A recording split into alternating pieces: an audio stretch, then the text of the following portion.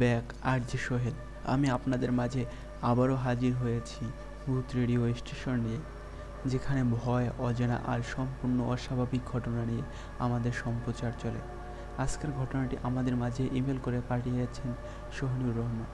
ঘটনাটি আমাদের মাঝে যেভাবে লিখে পাঠানো হয়েছে আমরা ঠিক সেইভাবে আপনাদের পড়ে শোনাব।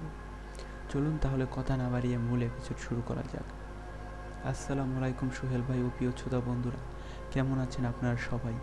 আশা করি ভালো আছেন ও সুস্থ আছেন। আমিও ভালো আছি আলহামদুলিল্লাহ। আমি আপনাদের সবার পছন্দের শো ভূত রেডিও স্টেশনের একনিষ্ঠ ভক্ত মোহাম্মদ সোহেনুর লিখছি সিলেট বিভাগ থেকে। এটি আমাদের গ্রামের ঘটনা। ঘটনাটি মূলত অনেক বছর আগের কথা। একটি পুরনো মর্যাদাধরা বাড়িতে তখন আমরা বসবাস করতাম। বাড়িটি ছিল একেবারে আলাদা, যেন এটি আর কোনো সাধারণ বাড়ি ছিল না। তার বাইরের দেওয়ালে বয়ে চলছিল এক ধরনের রহস্য, আর বাড়ির ভেতরে ছিল অদ্ভুত শব্দ, মন্দ বাতাস এবং মাঝে মাঝে দেখতে পাওয়া কিছু অদ্ভুত ছায়া। বাবা এবং মা ছিলেন জাদুবিদ্যা এবং আত্মাদের ব্যাপারে অত্যন্ত আগ্রহী। তারা বিশ্বাস করতেন যে এই বাড়ির দেওয়ালে রয়েছে প্রাচীন জাদুবিদ্যা, যা বহু বছর আগে শিখিয়ে গেছেন আমাদের পূর্বপুরুষরা। এক রাতে আমি এবং বাবা মা বাড়ির পুরনো আলমারিতে একটি পুঁথি খুঁজে পেলাম। পুঁথিটি এমন কিছু অদ্ভুত চিহ্নে মোড়া ছিল, যা সেই পুঁথি খুলে বাবা পড়তে শুরু করলেন, আর আমি মায়ের কাছে দাঁড়িয়ে থেকে মনোযোগ দিয়ে সব কিছু দেখছিলাম।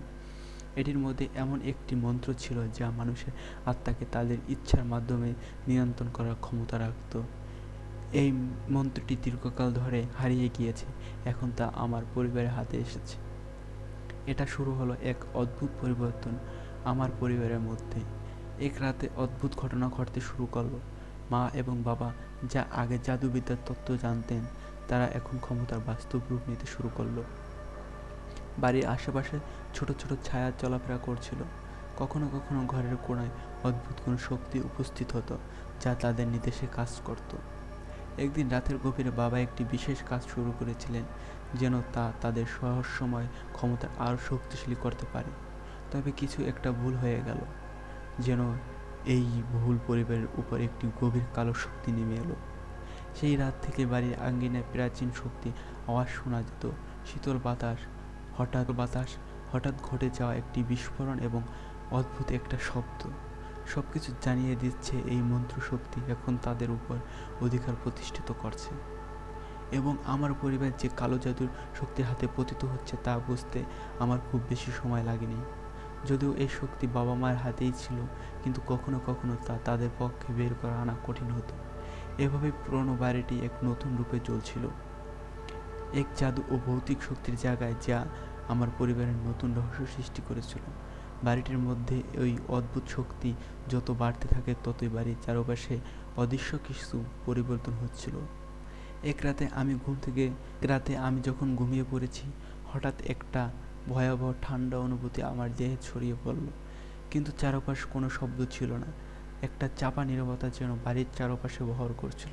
তবে একটুখানি দূরে আলমারির দিক থেকে একটা অদ্ভুত আলো দেখতে পেলাম।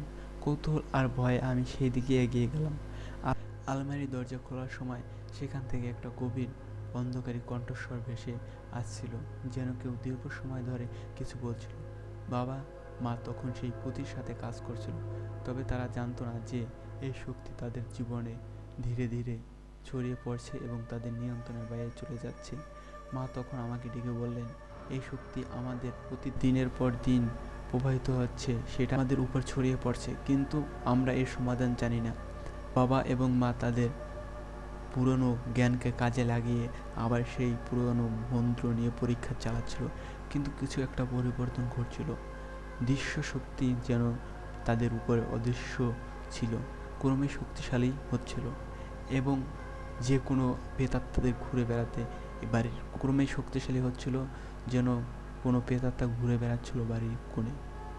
একদিন বাবা তার নিজের জীবনের অধিকাংশ সময় এই ধরনের অশুভ শক্তির সাথে লড়াই করে কাটিয়েছে, একটি নতুন মন্ত্র খুঁজে বের করার জন্য, যা ওই অশুভ শক্তিকে মোকাবেলা করতে সাহায্য করতে পারে।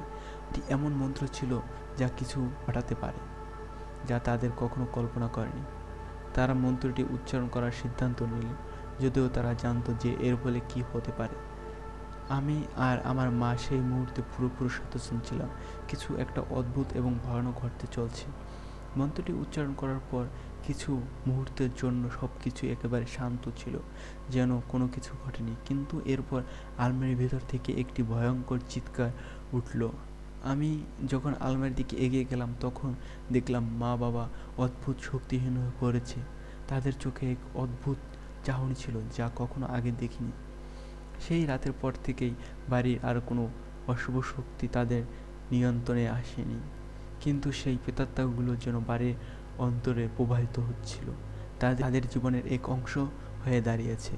বাড়িটি এখন ওই অন্ধকারের শক্তি দ্বারা আক্রান্ত, তবে এর মধ্যে আমার পরিবারে জেগে উঠেছিল এটি, যা এখন তাদের প্রতিদিনের লড়াই হয়ে গেছে। এভাবে ব্ল্যাক ম্যাজিকের রহস্যের ভিতরে আমার পরিবারের নতুন অধ্যায় পা রেখেছিল। এখানে ভৌতিক শক্তি, জাদু এবং আত্মা সবকিছু একে অপরের সাথে মিশে গিয়েছে। একদিন সকালে যখন আমি এবং বাবা মা বাড়ির উঠোনে হাঁটছিলাম, হঠাৎ একটা অদ্ভুত অনুভূতি হলো, যেন সব কিছু তাদের চারপাশে একটি শক্তি দ্বারা আবদ্ধ করে রেখেছে। আকাশে জমেছিল মেঘ, অথচ তা ছিল অদ্ভুত, যেন পৃথিবীর উপরে কিছু একটা সাদৃশ্য আছড়ে পড়ছে। তেমন সময় মা পুরনো গ্রন্থের একটি পৃষ্ঠা খুললেন, যা থেকে রহস্যময় শব্দ বেরিয়ে আসছিল। তাদের মনে হলো এই শক্তিটি কোন ধরনের সংকেত দিতে পারে, যা তাদের জানাবে, কিন্তু এই শক্তি চ্যালেঞ্জ করতে হবে। যাদের অবস্থা আরও খারাপ হচ্ছিল। বাবা বললেন, এই মন্ত্র দ্বারা যদি কিছু অশুভ শক্তি মুক্ত হয়ে যায় তবে তা আমাদের কখনোই নিয়ন্ত্রণ করতে পারবো না। তারা একটি নতুন মন্ত্র শুরু করলেন, এটি যা শুধুমাত্র একসাথে তাদের আত্মবিশ্বাস আর সাহসের দ্বারা সফল হতে পারে। তবে একের পর এক অদ্ভুত ঘটনা ঘটতে থাকলো। বাড়ির মধ্যে পুরনো ঘরের দেয়াল থেকে অদৃশ্য চিৎকার শোনা যাচ্ছিল। দরজাটি কখন খোলে, কখনো বন্ধ হতে থাকে। এক রাতে যখন মা মন্ত্রটি পড়তে গিয়েছে, হঠাৎ একটি অদৃশ্য দৃশ্য দেখলেন। এটি পুরনো ছায়া যা তাদের সামনে এসে দাঁড়িয়েছে। এটি ছিল আত্মা, যার মাধ্যমে বাড়ির শক্তি প্রবাহিত হচ্ছিল। মা ছায়াটির দিকে তাকিয়ে বললেন, তুমি আমাদের বিরুদ্ধে এসেছ, কিন্তু আমরা তোমাকে আমাদের বাড়ি থেকে সরিয়ে দেব। ছায়াটি তখন বলল, তোমরা আমার শক্তি বুঝতে পারছো না। আমি এই বাড়ি রক্ষা করি। আমি এখানে বহু শতাব্দী ধরে আছি। বাবা দ্রুত পাশ থেকে উঠে এসে বললেন, তুমি আমাদের বিরুদ্ধে দাঁড়াও, তাহলে তোমার শক্তি শীঘ্রই ধ্বংস হবে। আর তখন থেকেই এক অদ্ভুত ভয়ঙ্কর যুদ্ধ শুরু হয়।